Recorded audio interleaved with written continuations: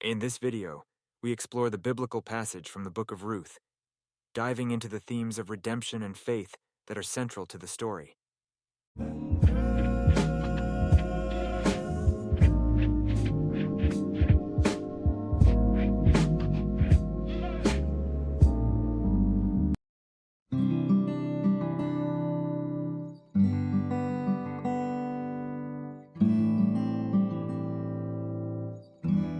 The book of Ruth in the Bible is a beautiful story of redemption and faith.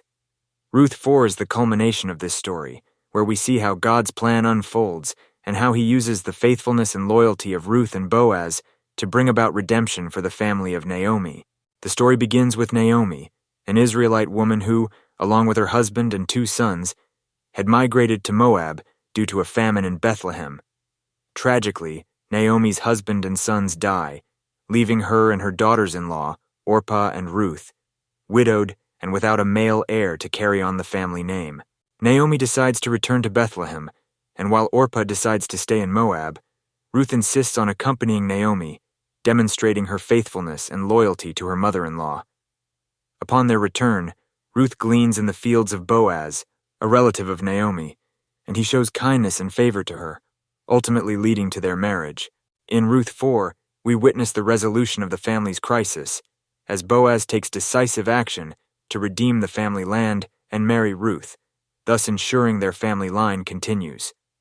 Through this act of redemption, Boaz fulfills the role of a kinsman redeemer, a concept deeply rooted in the Old Testament law and tradition. The story of Ruth exemplifies the themes of loyalty, faithfulness, and God's provision. It also serves as a powerful demonstration of how God can use ordinary people to carry out his divine plan. Ruth's unwavering faith in God and her commitment to her family ultimately leads to redemption and blessings beyond what she could have imagined. The book of Ruth is a reminder that even in the midst of difficult circumstances, God is working behind the scenes to bring about his purposes. It is an inspiring narrative of how faith and loyalty can lead to unexpected blessings and fulfillment of God's promises. Ruth 4 stands as a testament to the power of redemption and the faithfulness of God, and it continues to inspire and encourage readers today.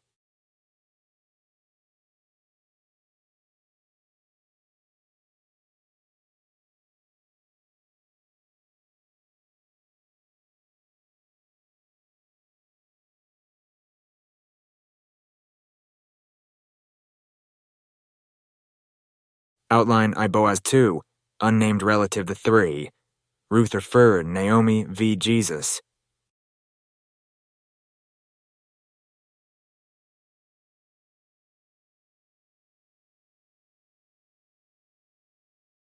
One, what character qualities do you notice of Boaz in this passage?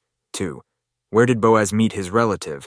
Why did he meet him in at the town gate instead of privately? 3, although this relative was in some way Boaz's rival, how did Boaz treat him? What did he call him? Why do you think Boaz called the elders of the town over? 5, what lessons can we learn from this? 6, what lessons can guys learn from Boaz, which could be applied to modern-day relationships? 7, are there any important principles about communication found here?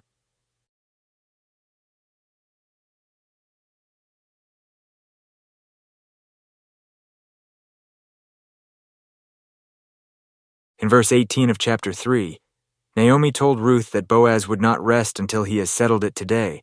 She knew what kind of a person Boaz was, and we see that her observations about Boaz were true.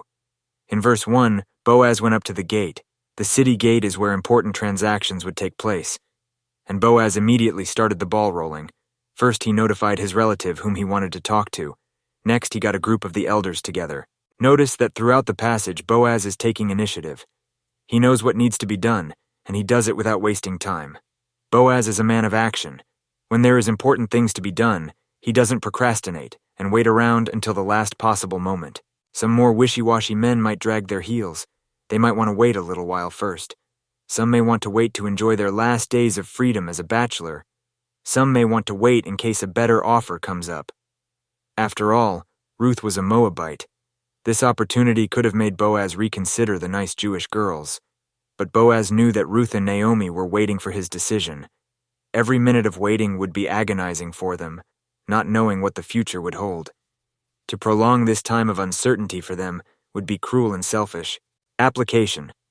Throughout the passage, we see that Boaz is an honorable man, and I emphasize man. Men, you need to learn from Boaz here. Be men of action. Be proactive. When it is clear that a course of action is from God, then do it, and don't waste time. Also, don't be wishy-washy toward girls. Are you interested in a girl? Is the girl a believer? Have you prayed about it and received wise counsel? Are you ready for marriage? Then go forward. Take the next step. Be men of action. And if you are not ready for marriage, then stop playing around and pretending. Stop wasting the girl's time. Hey, character trait number 2. Boaz was open and transparent. Sin hates the dark. Besides being proactive, we also see that Boaz is open and transparent. He is not going to a dark room in a bar to make this deal. He's not doing anything underhanded or under the table. His actions are open and public for all to see, because he has nothing to hide. Besides being proactive, we also see that Boaz is open and transparent. He is not going to a dark room in a bar to make this deal. He is not doing anything underhanded or under the table. His actions are open and public for all to see, because he has nothing to hide. We are to walk in the light. Boaz pursued this relationship in the full light of day.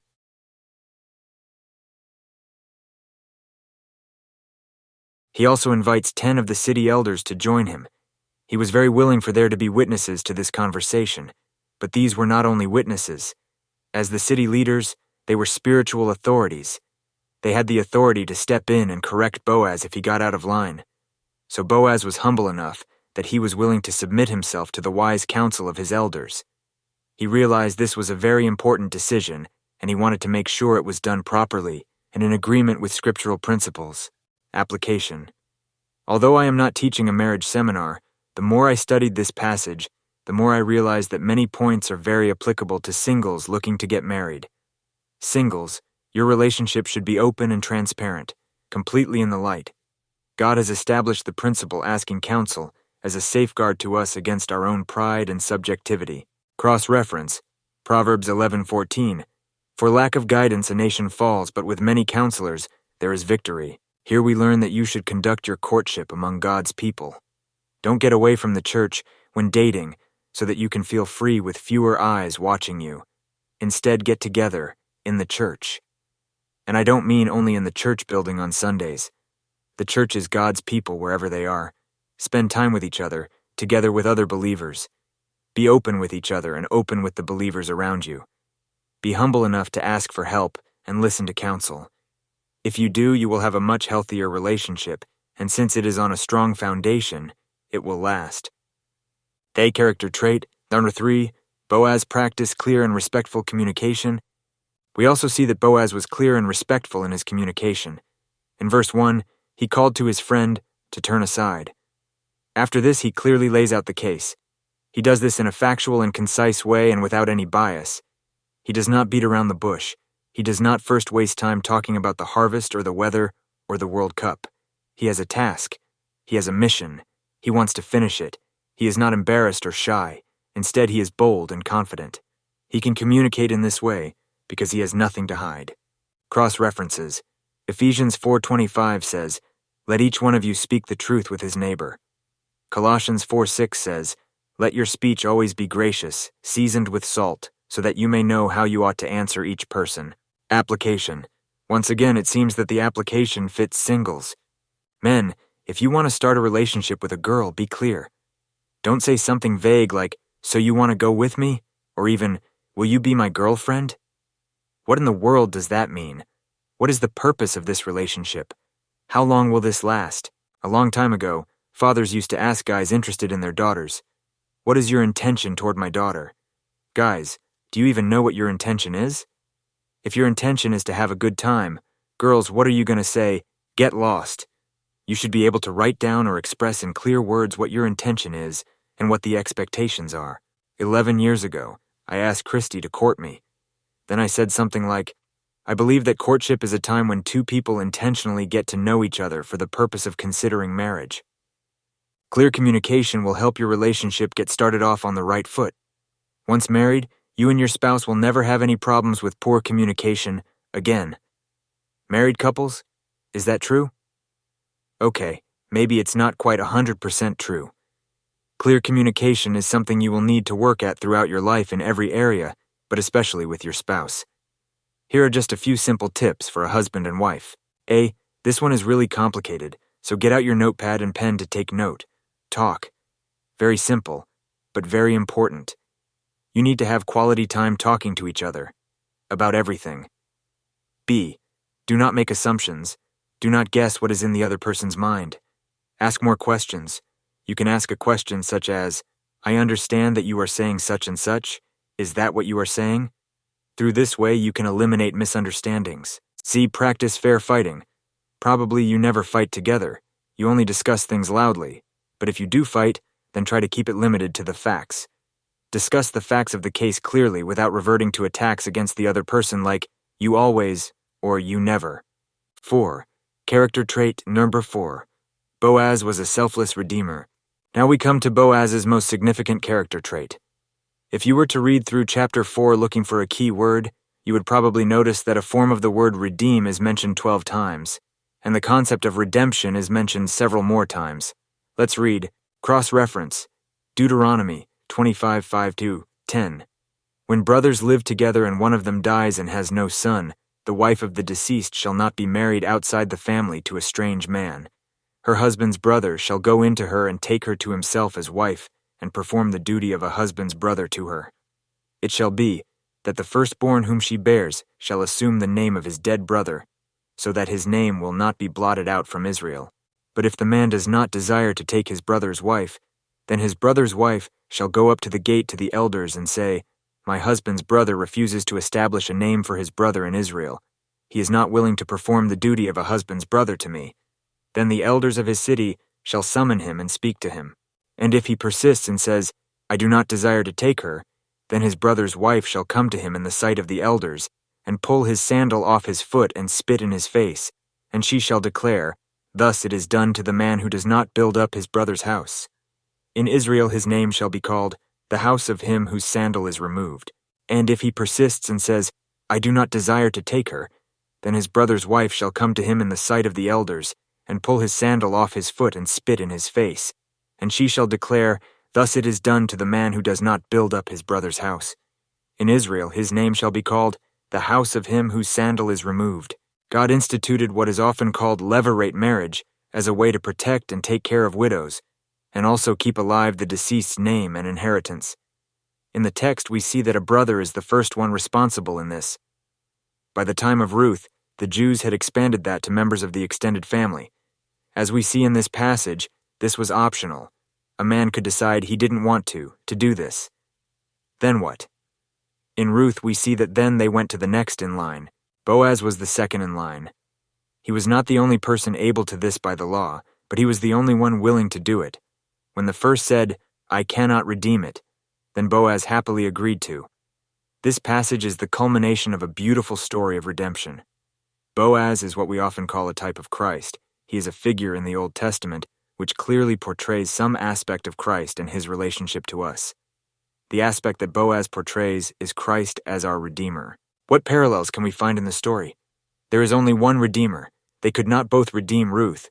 Jesus is the only one who is qualified to redeem us. He is the only one who can save us. A redemption is an act of grace. Boaz was not required to redeem Ruth. He chose to. Jesus sacrificed for us a willing choice. B. Redemption is public. Boaz redeemed Ruth publicly in the sight of all. Jesus redeemed us publicly on the cross. C. Redemption is an act of love. Boaz clearly loved Ruth. He cared for her. He wanted the best for her. Being a Moabite, she was not someone that most men would have chosen to love, but Boaz did. Jesus, too, loved us while we were still sinners. D. Redemption comes with a price. The Redeemer must give something up. Money was required to purchase the field, but it also required giving up one's own rights. The relative was not willing to redeem Ruth because he was not willing to give up his rights. He wanted to pass his own land down to his children, who had his own name. Boaz was willing to pay this price, and Jesus was willing to pay a far greater price for us, his own blood. A. Redemption is priceless. Redemption cannot be paid for. Ruth had no money to offer. She was a peasant. She could never pay Boaz back. We too can never pay Christ back for his redemption of us. It is completely unearned and undeserved. F. Redemption is irreversible. At the end of the passage, the other relative removed his sandal and gave it to Boaz. The deal had been made. There was no going back. The decision was final. Once Jesus saves us, we are saved. Once he brings us into his family, he will not toss us out again. Redemption must be accepted. Ruth had to be willing to accept Boaz. In this story, Ruth asks Boaz to redeem her. If Ruth did not want him, then it would not have happened. So although Boaz does all the work and pays the price himself, it is still a two-way road. Both sides had to agree. Ruth had to say yes. Jesus' redemption of us is the same. He pays the price. He does all the work. But you must still be willing to say yes. Have you already said yes to Jesus? If not, I hope that today will be the day that you say yes to him. What is the result for Boaz? Look again at verses 11 to 12, Ruth 4:11 to 12. Then the elders and all the people at the gate said, "We are witnesses. May the Lord make the woman who is coming into your home like Rachel and Leah, who together built up the family of Israel. May you have standing in Ephrathah and be famous in Bethlehem." 12. Through the offspring the Lord gives you by this young woman, may your family be like that of Perez, whom Tamar bore to Judah. Boaz receives a great blessing from all the people who witness this. They bless him with a great family and a great house. The blessing came true. We see in the closing genealogy that Boaz was the great-grandfather of David. And that means that all the kings of Judah were descended from Boaz, and Jesus himself was too. Therefore Boaz was remembered. He did indeed become famous, just like they said in verse 12. Boaz did not do this out of selfish motivations. He was selfless. From the very beginning, he treated Ruth and Naomi with compassion. He selflessly gave what he had. And in the end, God gave him much more blessings than he ever had before.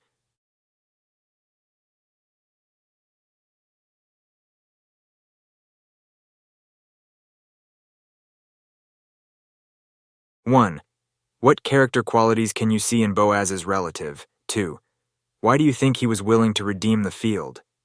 3. Why do you think he was not willing to redeem Ruth? Cor. What priorities do you think he had? 5. Are there any applications we can make from him?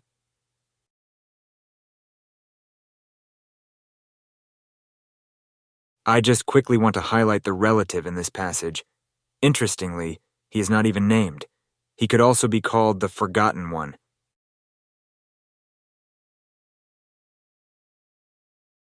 Just as Boaz was selfless, this man was selfish. Notice how quickly he agrees to buy the field in verse 4. He is very happy and willing to increase the size of his own estate. He would naturally have known the situation with Ruth and Naomi, but he does not ask what would happen to them. It seems like he does not care. He is their closest relative, but in the first 3 chapters he is never once mentioned. He does not go to ask about their welfare.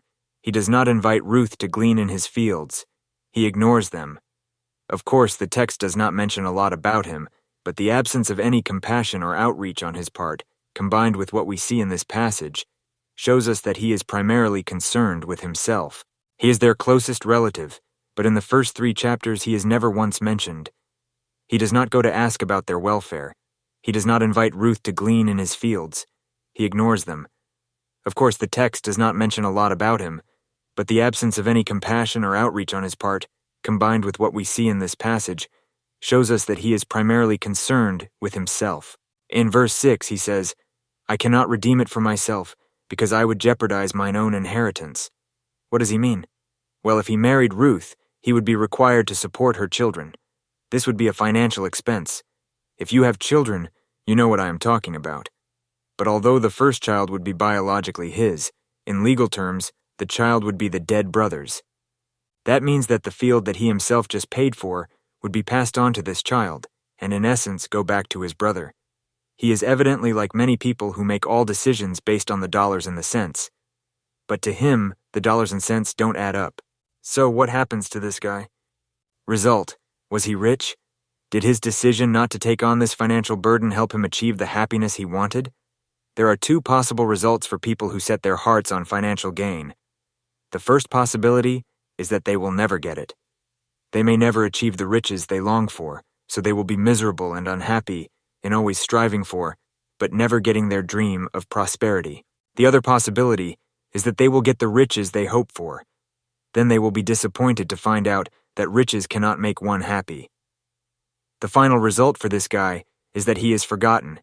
He did not receive the blessings that he could have had if he selflessly put others first. Application: if you set your dream on riches, you will be disappointed.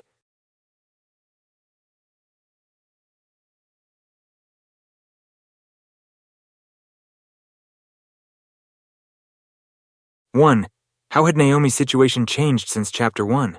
2. How had providence shined on her since her decision to return in chapter 1? 3. How do you think her outlook changed? What does this teach us about putting God first in the hard decisions in life? 5. In chapter 121, she claimed that God brought her back empty. Even when she was at her lowest, was she truly empty? 6. What lessons can we learn from this about how to face trials in our own lives? Sarts. Can anyone share examples of times in their lives when they felt truly low or empty? In what ways were you full even when you felt empty?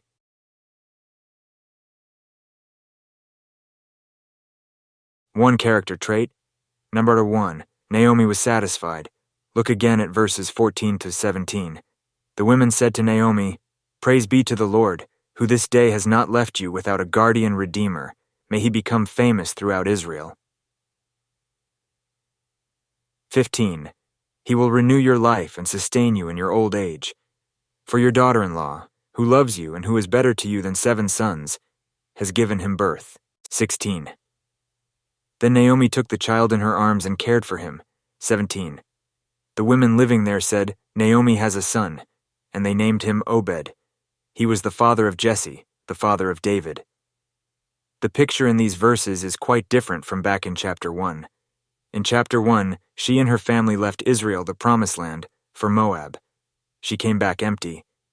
In verse 20 of chapter 1 she says, "Do not call me Naomi, call me Mara, for the Almighty has afflicted me."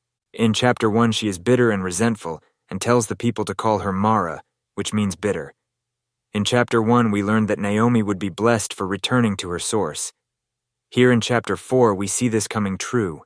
She is not empty and bitter. Her cup is full. She is blessed by the Lord. Her neighbors once again call her Naomi, which means pleasant. Back in chapter 1 she says, "Don't call me pleasant, I am bitter." This time she doesn't correct them because her bitterness is gone. When we come back to the Lord, there is fullness and joy.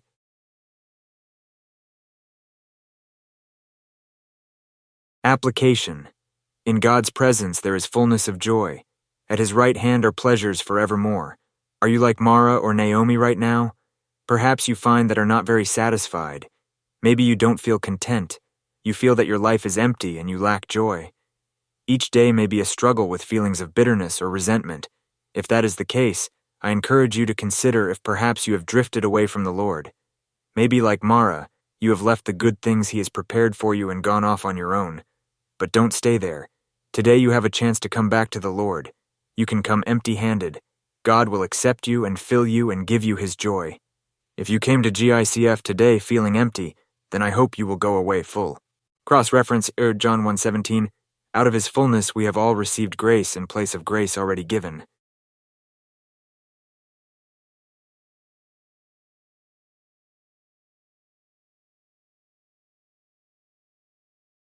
One, contrast Ruth's life in Moab with her life in Israel. How had things changed for her? 3. In what ways is Ruth similar to us? What does Ruth say in this passage? Hint, nothing. Who is the initiator, Boaz or Ruth? 6. In what ways is Boaz's relationship with Ruth similar to Christ's relationship with us?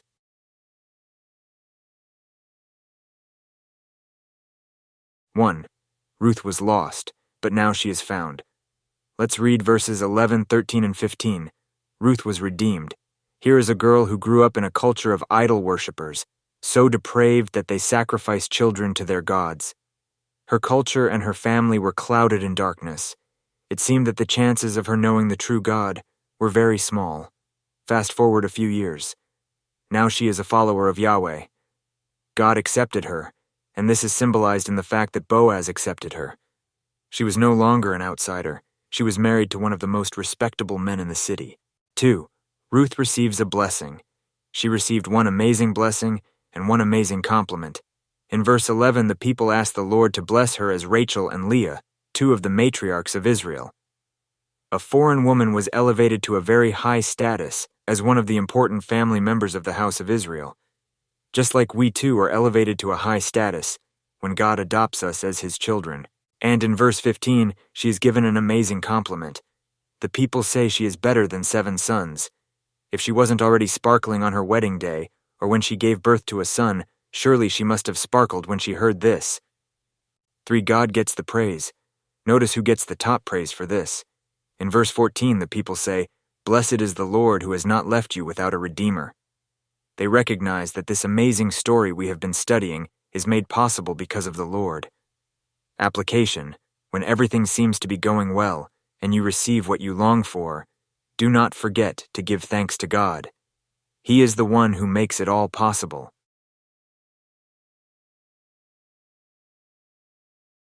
Discussion questions. 1. In what ways is Boaz a type of Christ? List out similarities between Boaz and Jesus. 2. What does redemption mean? 3. What price did Jesus pay to redeem us? Verse-by-verse commentary. Now we come to the 5th person in our passage today, Jesus. He is not mentioned by name, but few passages in the Old Testament point to Jesus as clearly as this one does. We have already seen that Boaz is a type of Christ. Boaz redeemed Ruth. It cost him financially. He gave up something to get her. But he loved her. The price was worth it to him. Lorem ipsum. Boaz valued Ruth when others didn't. In the New Testament, a place called Gehenna is translated as hell 12 times. Jesus used this place as a representation of the eternal lake of fire, which faced those who don't believe in him. What was Gehenna? Gehenna was actually Jerusalem's garbage burner. A fire burned there continually to burn up all the trash the city produced. Jesus redeemed us from this trash pit. He viewed us as a treasure worth dying for. Cross-references. Romans 5:8 says, "But God demonstrated His own love for us in this, while we were still sinners, Christ died for us."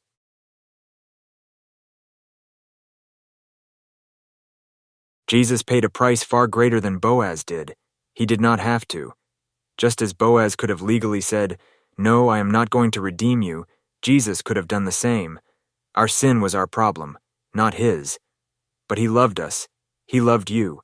He loved you so much that He left all the comforts of heaven and came down to this world to become your kinsman redeemer. Then He sacrificed His life by dying on the cross for your sins. He did this willingly and freely. The word redemption means the action of gaining or regaining possession of something in exchange for payment, the clearing of a debt. I read another story of a man who went to a slave market. There he saw a delicate girl, about to be sold as a slave. He felt compassion for her and did not want her to end up in rough hands. So he bought her, and he placed a certificate of freedom in her hand and then walked away.